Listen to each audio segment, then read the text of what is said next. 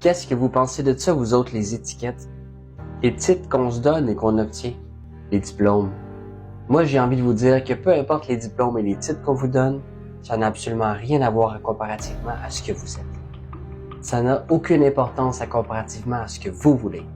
Et aucune importance comparativement à votre détermination de faire quelque chose. Parce que c'est pas le titre de docteur qui fait un bon médecin, mais la volonté de vaincre des maladies. Puis c'est pas le titre de directeur qui fait un bon administrateur, mais la volonté de prospérer. De nos jours, on va toujours regarder ce qu'on a plutôt que ce qu'on est. Puis c'est tellement dommage parce que pour certains travails, ça donne absolument rien d'avoir un secondaire 5. Comme pour être éboueur, par exemple. N'importe qui serait capable d'être éboueur. Et n'importe qui serait capable d'être concierge dans un hôpital, par exemple. Mais pour quelqu'un qui n'a pas terminé son secondaire, pas possible. C'est pas normal, ça. Mais on demande un secondaire 5 pour encourager les jeunes à terminer leur secondaire. Mais ça les encourage pas, ça les décourage. J'admets que pour devenir médecin, ça prend des hautes études, parce que ça prend beaucoup de connaissances. Et pour tous les travails qui demandent une grande technique, prend aussi beaucoup de hautes études. Mais pour la personne qui n'a pas pu terminer son secondaire 5 parce que la scolarité n'a pas réussi à évoluer depuis 50 ans, qu'est-ce qu'il va bien pouvoir faire s'il ne peut pas devenir éboueur ou concierge? Que deviennent les personnes à qui on ne peut pas leur donner la chance dans la vie, malgré le fait qu'ils n'ont pas réussi leur secondaire? Pour des travails qui sont tellement simples à faire.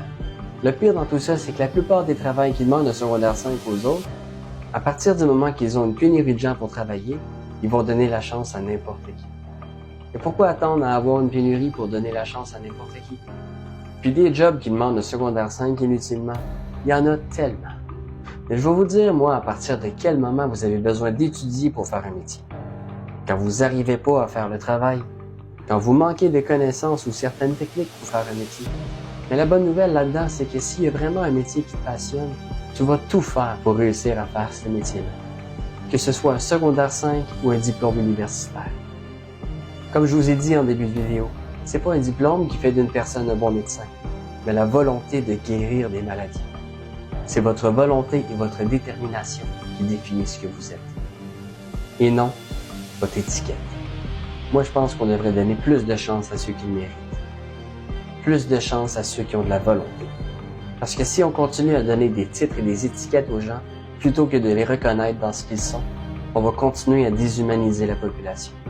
C'était ma pensée du jour. Sur ce, je vous souhaite un bon week-end.